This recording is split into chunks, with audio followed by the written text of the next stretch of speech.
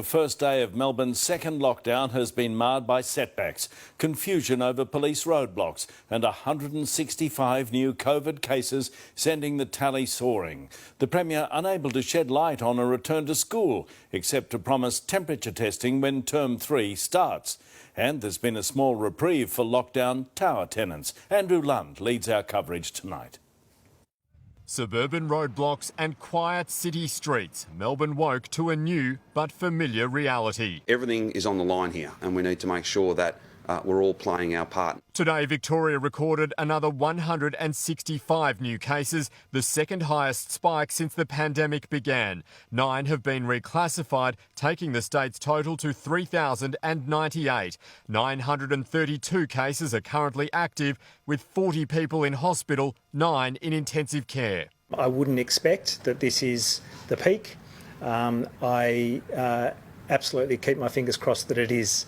Residents locked up in 9 public housing estates were sweating on today's numbers. There's 18 new cases. Since Saturday, 2,515 people have been tested, with a total of 158 returning a positive result.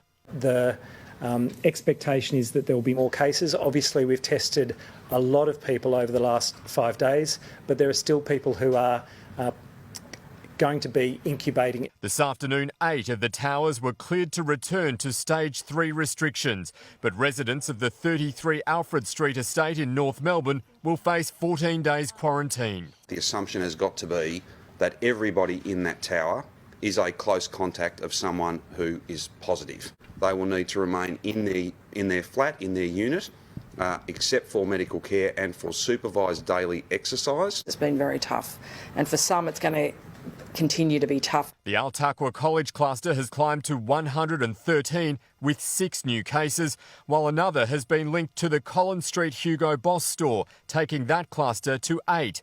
2 healthcare workers at the Royal Melbourne Hospital have tested positive, along with 2 healthcare workers at the Sunshine Hospital Emergency Department and a further staff member at the Northern Hospital in Epping, taking the total linked to that cluster to 11. There are a number of spot fires, so to speak, in a number of health facilities. Face masks at hospitals are now mandatory, and Victorians are being told to consider wearing them in other enclosed public settings. Mask use broadly in the community, particularly where there are high rates of community transmission, is quite effective for reducing the spread. If you have to leave your home for any of those reasons for which it is permissible, and you are likely to find yourself in a situation where you cannot maintain 1.5 metres distance, it is advisable to be covering your face with a mask. 6 more aged care facilities have been placed into lockdown after staff members tested positive. Menorock Life Aged Care in Essendon, Baptcare The Orchards Community in Doncaster, Benetas St George's in Altona Meadows, Blue Cross Ivanhoe and the Aram Aged Care and Homewood Aged Care facilities in Healesville. I can understand that many people in Victoria will be feeling very frustrated at the moment, and many are very angry, and I'm aware of where they're directing that frustration and anger, but it won't help the situation if I were to engage in any of that. National Cabinet will meet tomorrow, with Victoria a key concern. I want to appeal to all Victorians. Let's keep working together. And Andrew Lund joins me now. Andrew, the government's outlined some changes to schools.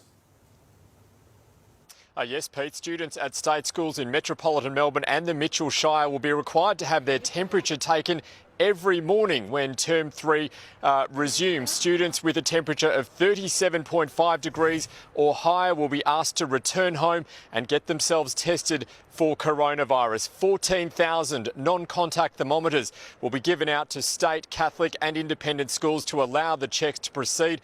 There's still no word, though, on whether face-to-face learning will resume for non-VCE students after the extended school holidays. A decision on that is expected in the next few days. Pete?